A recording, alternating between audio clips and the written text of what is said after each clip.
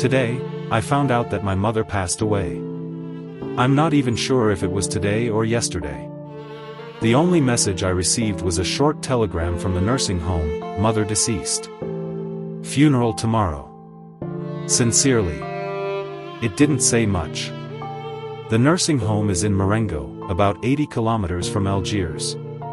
If I catch the 2 o'clock bus, I'll arrive in the afternoon, just in time for the vigil. I asked my boss for 2 days off. He wasn't pleased, but he couldn't refuse. I almost apologized, but then I thought, why should I? It wasn't my fault. Actually, he should have offered condolences. Maybe he will, once he sees me in mourning clothes. I bought a bus ticket for the afternoon. The heat was heavy, pressing down on the streets. I ate lunch at my usual place, Celeste's restaurant. People there seemed sympathetic.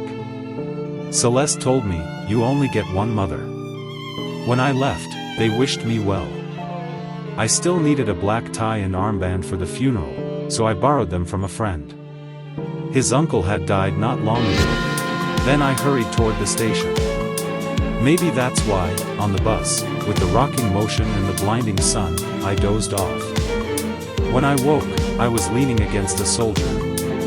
He smiled, asked if I'd been traveling long. I said yes, just to be polite. The nursing home is 2 kilometers from the village.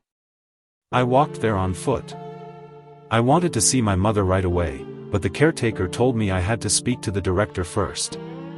He was a small man with sharp blue eyes and a medal on his chest. He shook my hand for so long that I didn't know how to pull away. He explained, "Your mother came here 3 years ago. You couldn't care for her properly. With your modest income, it wasn't possible. But she was happier here, among people her own age. She had friends. She could share her memories." He was right. When she lived with me, she mostly sat in silence, just watching me. In the home, she had companions. At first she cried, but later she adapted, and even preferred it. That's why I visited less often. The director finally asked if I wanted to see her. I said nothing, but he led me toward the small mortuary. As we walked through the garden, groups of old people fell silent and stared at me, then whispered again once I passed. Inside the bright white room stood the coffin. The caretaker offered to open it so I could see her face. I said no. He looked at me, curious, but didn't insist. I don't know why I refused, maybe I just didn't want to. I sat down. The nurse left. The caretaker stayed, breathing quietly behind me. The light of the setting sun filled the room.